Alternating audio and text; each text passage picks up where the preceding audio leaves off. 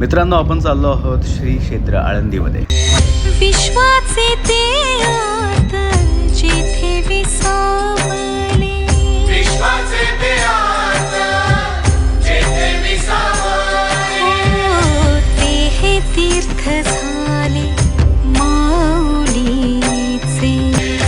आळंदीत झाले जनता उद्धारिले, आळंदीत झाले जनता उद्धारिले. तानपसा मागे माऊली गे, इंद्रायणी सांगे कथा योगियांची. जगता हो सावली ज्ञानेश्वर माऊली.